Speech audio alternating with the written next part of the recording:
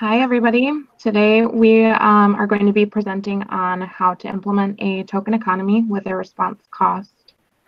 We're going to introduce ourselves first, so let's get started.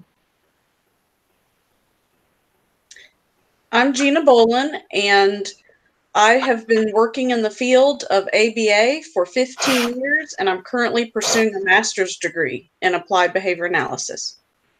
I am Krista Kajubinski, and I've been working in the field for approximately 3 years, and I'm also currently pursuing a master's degree in ABA.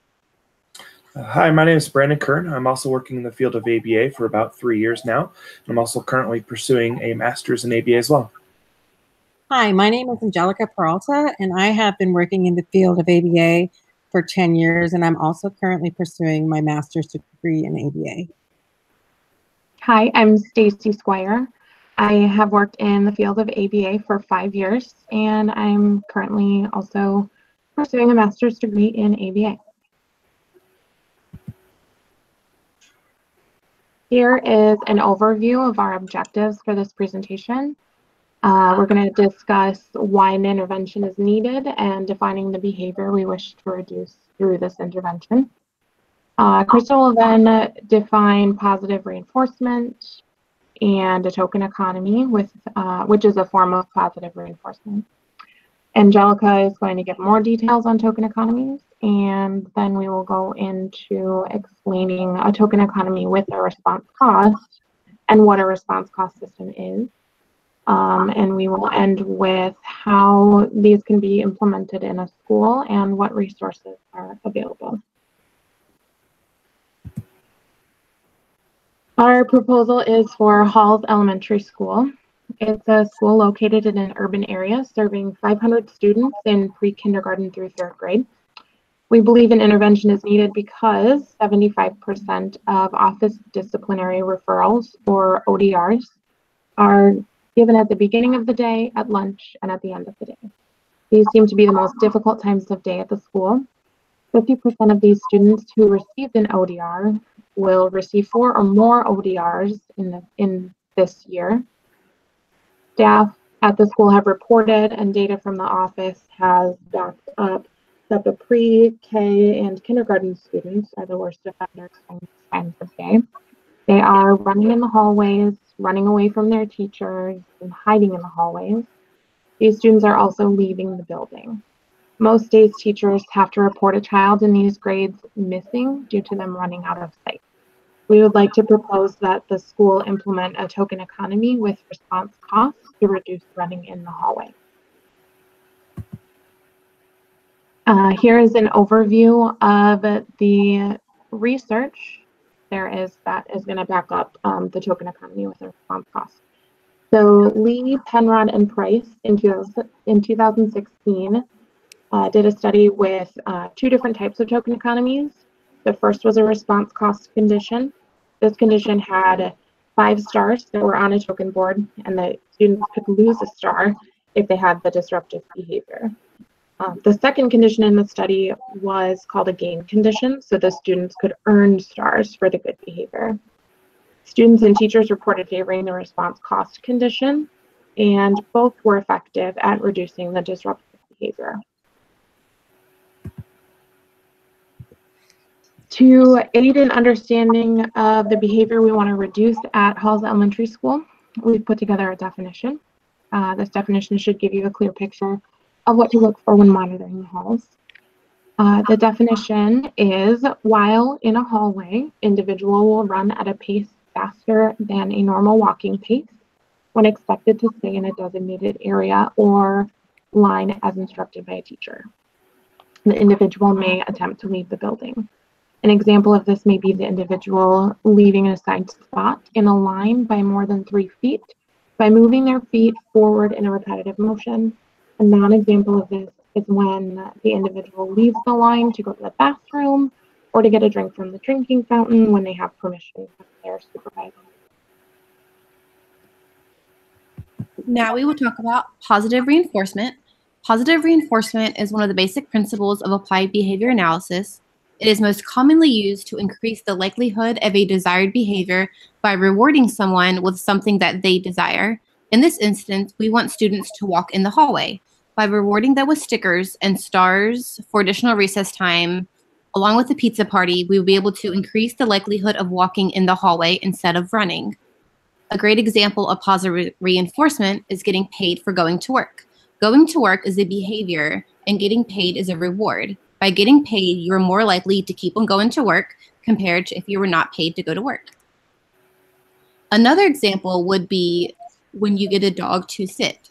By saying the command and then rewarding the dog is more likely to sit on demand. Some key features to remember about positive reinforcement is to keep it personal, immediately reward for the desired behavior, frequently reward, make it social, and make it feel as if the individual has earned the reward so they have a sense of accomplishment. When using a token economy, we are using positive reinforcement to increase the behavior of walking in the hallway. The term token is referred to as a small reward for doing the desired behavior. We will be using small tokens such as stickers to give to the children that are walking the hallways during transition times. Every class that has no more than 2 children running out of line during a transition will receive a star, and each star equals 1 additional minute of free time as of recess at the end of the day. There are 3 essential components to a token economy. First, the behavior needs to be clearly defined. Second is you need to have tokens that are going to be later exchanged for backup reinforcers. And third, you need to have, you need to identify and obtain backup reinforcers. This is an example of a basic token economy cycle. First, the child has no access to desirable items or tokens to use for them.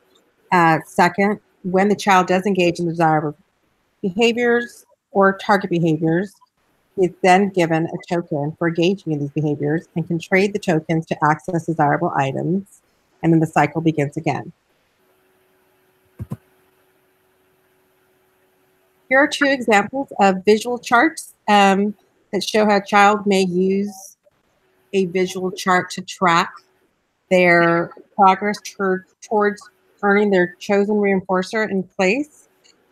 These visual charts can also remind a student or child of the behaviors they will earn with the tokens. These can also be created, written by hand on the spot if needed.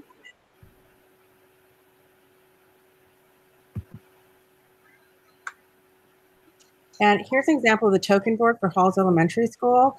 The stars are taken off or put on depending on whether they've earned it or lost the star. These can be displayed in the classroom or carried by teachers during transitions. As we discussed previously, in a token economy, the students can earn stars as a reward for more recess. In a token economy, the tokens earned are kept. When needed, a token economy can be paired with response cost. In this, the stars will be earned will be taken when the undesired behavior occurs. This will serve to increase desired behavior and decrease undesired behavior. This means that when the children engage in running in the halls, a star would be taken that they had. This would happen if 3 or more children are running in the halls. If this occurs, then that class would lose 1 star or 1 minute of extra recess that they had earned. Also, just as we stated, the class with the most stars at the end of the month would still earn a pizza party. Response cost in itself is a form of negative punishment. Punishment in this setting means that it aims to reduce behavior rather than to increase it. In response cost, a reward is taken when the undesired behavior is present. With the children, when they run in the halls, the reinforcement of the star would be taken. This seeks to decrease the behavior of running in the halls.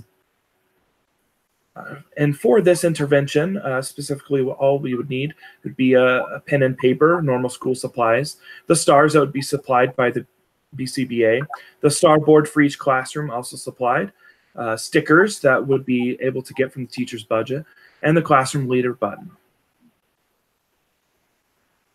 This slide shows the resources that were used in the intervention process, including preschool teachers, BCBAs, RBTs, consent from parents, traveling and salary expenses for the BCBA and RBT, materials needed for the intervention, meeting room, and a pizza party for the class with the most stars.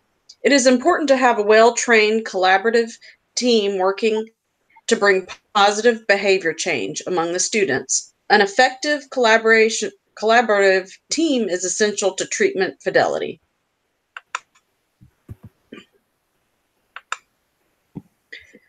In this slide, there are 3 points. These 3 points are for personnel utilization. The first point is school-wide training. In this, the BCBA and RBT will go over intervention plan, data collection procedures, and conduct a mock trial run. On the second point, the BCBA and RBT monitor the progress. The BCBA and RBT will start monitoring weekly, then biweekly. On the third point, for other interventionists, we have included parents and the principal will act as additional interventionists during intervention process. In the next slide, it's our supporting policy. And Henry Ford makes a great quote that coming together is a beginning, keeping together is progress, and working together is success. A team, when working with children with autism, should always include their parents. I incorporated the character of Lord Business from the Lego movie to depict how even the most professional team could use support, and a different point of view to add to the objective. Parents were given the option to be trained and participate by implementing the intervention at home to provide generalizability. The additional support from the parents we anticipate will bring about faster results and allow a sense of accomplishment from the parents working with their child. This is so important because it will cause the parents to gain trust in the collaborative team and they will desire to participate in future interventions for their child. On the next slide, it shows the operational procedures. First, we have the classroom teacher. The classroom teacher is the head of the daily operational procedures and oversees the classroom leader and the special education teacher. The classroom leader is a child in the classroom that has shown appropriate behavior and is picked by the classroom teacher to lead the other children by being placed in front of the line before leaving the classroom and to assist the classroom teacher while in the hallway. The special education teacher is an on-site as a resource to be available for assistance and conduct the implementation of operational procedures. Some final tips for implementing this procedure are just keep in mind that running in the hallway and sometimes out of the school is very dangerous for children. They're not safe when they're doing this. We want to remember to use positive reinforcement. So we're giving verbal praise, we're showing them their earning tokens, and then we also want to use response cost correctly because it is punishment. So we do want to be able to think about that. And just following the procedures. And then always provide tokens for all instances of not running in the hallways. The next 2 slides are going to be the references that we've used for this presentation. And thanks for watching, everyone.